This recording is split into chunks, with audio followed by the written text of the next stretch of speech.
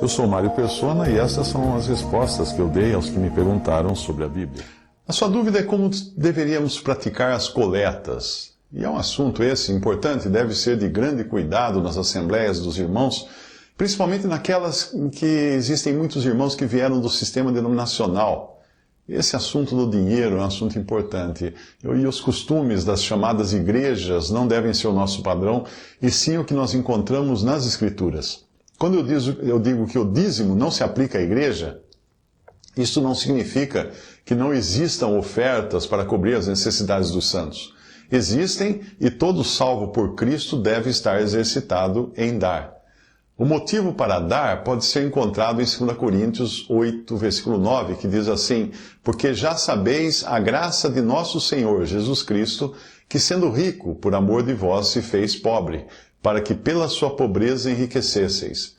O Senhor deve ser sempre nosso modelo e motivo de agir. E Ele não deu parte do que Ele possuía, mas Ele deu tudo, até a própria vida por nós.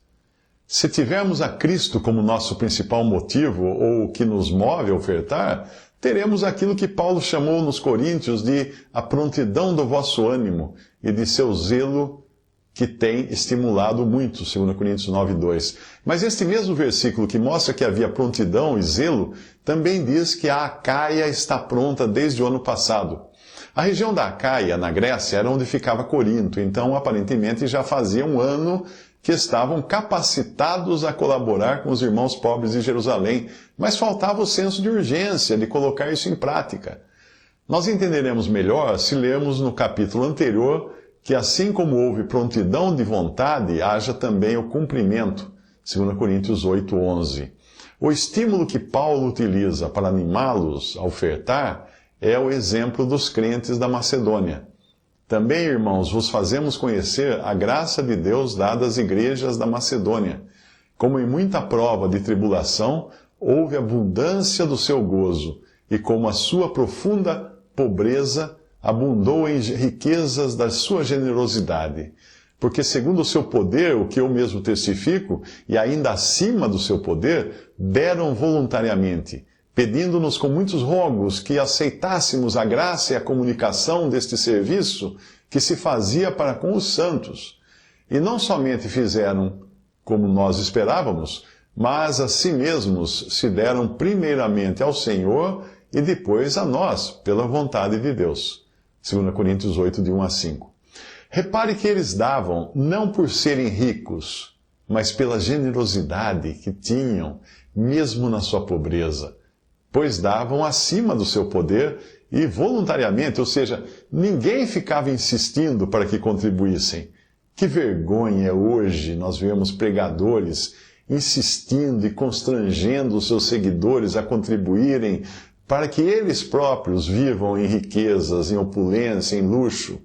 Mas repare que os macedônios se deram primeiramente ao Senhor, e daí a importância de termos o Senhor como motivo e destino do nosso desejo de ofertar. Para contextualizar o que Paulo diz, lembre-se de que Filipos ficava na Macedônia e ele está se referindo aqui a esses irmãos aos quais escreveu a carta aos Filipenses. Ali Paulo conta de como ele próprio havia sido auxiliado por esses irmãos que, embora sendo pobres, abundavam em graça para com o apóstolo e os santos necessitados. Paulo usa o exemplo dos irmãos pobres da Macedônia para estimular a generosidade dos irmãos ricos de Corinto. Aos filipenses ou macedônios, ele escreveu: E bem sabeis também, ó filipenses, que no princípio do Evangelho, quando parti da Macedônia, nenhuma igreja comunicou comigo com respeito a dar e a receber, senão vós somente, porque também uma e outra vez me mandastes o necessário a Tessalônica. Não que procure dádivas, mas procuro fruto que cresça para a vossa conta. Mas bastante tenho recebido, e tenho abundância. Cheio estou, depois que recebi de Epafrodito o que da vossa parte me foi enviado, como cheiro de suavidade e sacrifício agradável e aprazível a Deus. O meu Deus, segundo as suas riquezas, suprirá todas as vossas necessidades em glória por Cristo Jesus. Filipenses 4, de 15 a 19.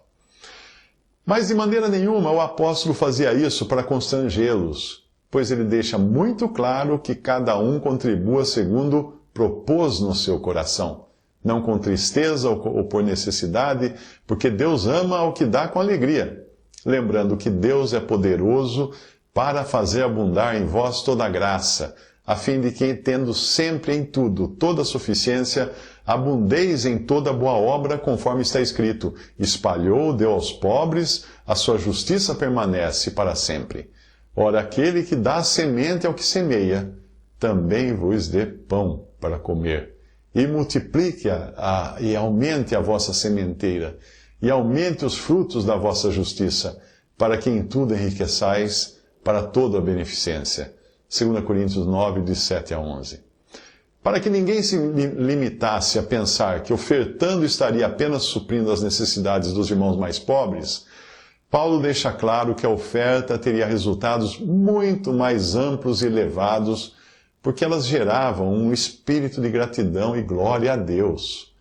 O apóstolo termina o capítulo trazendo a lembrança que Deus nos deu o seu dom inefável, a dádiva mais preciosa de todas, seu próprio Filho, sendo assim Deus o maior dador de todos e o melhor exemplo de generosidade que nós poderíamos ter. Para que em tudo enriqueçais, para toda beneficência, a qual faz que por nós se deem graças a Deus. Porque a administração deste serviço não só supre as necessidades dos santos, mas também é abundante em muitas graças que se dão a Deus, visto como, na prova desta administração, glorificam a Deus pela submissão que confessais quanto ao Evangelho de Cristo, e pela liberalidade de vossos dons ou de vossas dádivas para com eles, e para com todos, e pela sua oração por vós, tendo de vós saudades por causa da excelente graça de Deus que em vós há. Graças a Deus, pois, pelo seu dom inefável. 2 Coríntios 9, de 11 a 15. Nas denominações, a maior ênfase é dada ao dízimo emprestado do judaísmo, que tem por objetivo cobrir principalmente os custos da instituição com aluguéis, empregados, inclusive o pastor, quando esse é remunerado. Envio de parcela da franquia para a igreja sede. Sim, talvez você não saiba que muitas das denominações neopentecostais funcionam no sistema de franquia. Elas fazem um contrato com a igreja mãe para abrir uma nova igreja. Também são usados em obras sociais, educacionais e outras obrigações. Numa denominação católica ou protestante, o dízimo seria, por assim dizer, o que cobriria os custos fixos. Para custos eventuais, são inventadas outras formas de se coletar nas denominações, de se coletar dinheiro, como quermesses, principalmente nas católicas, eventos esportivos, eventos sociais, empenhos, reforma do templo, visita de pregadores, shows de bandas, de cantores, de humoristas, de missionários, de testemunhadores profissionais, existem esses também, que são pagos para isso, e outras despesas que não se encaixam naqueles custos fixos. Isso dá margem a sempre estar incentivando contribuições extraordinárias. E por isso o incrédulo que eu tentava evangelizar estava resistente a ouvir o que eu dizia, porque ele visitou uma denominada igreja neopentecostal, onde o pastor ficou exatos 45 minutos, contados no relógio, pedindo dinheiro. Mas deixando de lado o mundo religioso, denominacional, voltando agora ao nosso foco, que é a igreja congregada somente ao nome do Senhor, como ensina a Bíblia, o que encontramos na doutrina dos apóstolos a respeito das coletas e da destinação dos recursos coletados é o seguinte: para quem entende o lugar que o dízimo tinha na antiga ordem de coisas para Israel, eu não preciso nem explicar que o dízimo não existe na doutrina dos apóstolos dada à igreja, que ao contrário do que pensam os seguidores da teologia do pacto, não é um Israel 2.0, ok?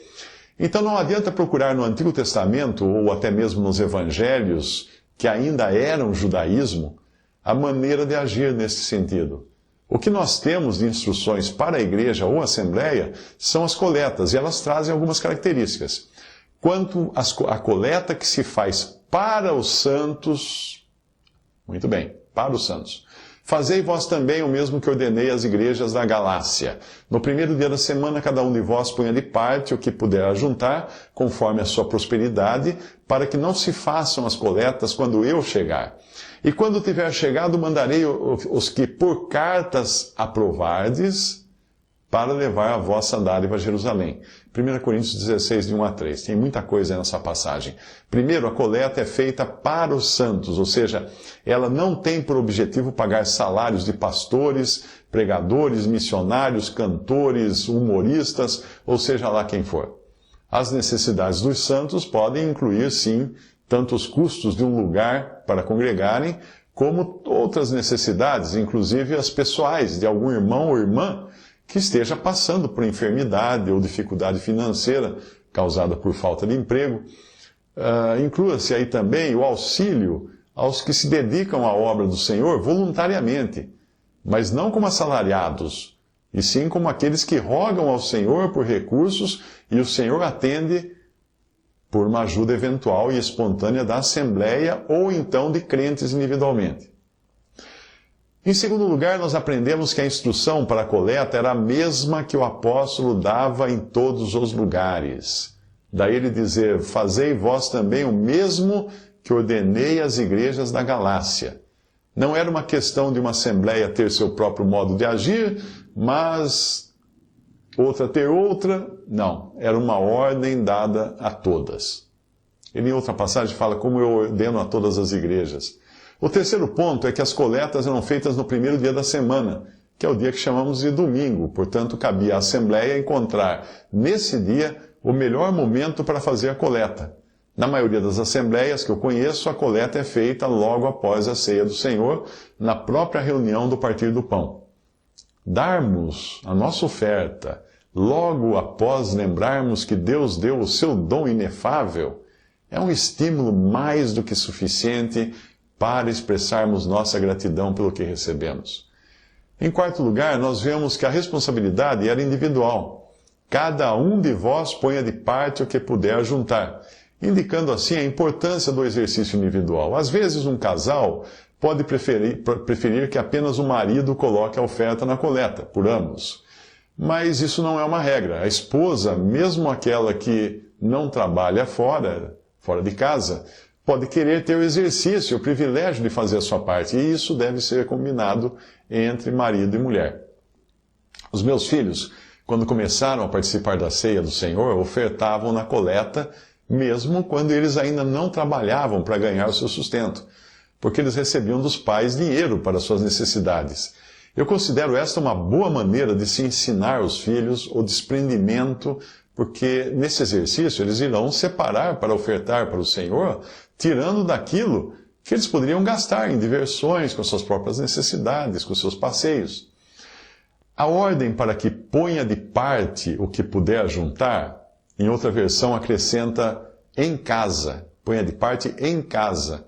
Essa ordem nos ensina que não é uma boa ideia abrir a carteira na hora da reunião para começar a contar as notas que pretende ofertar. Isso já deveria ter sido decidido em casa e colocado em lugar separado no bolso, na carteira ou na bolsa, mas não ali para resolver isso na hora.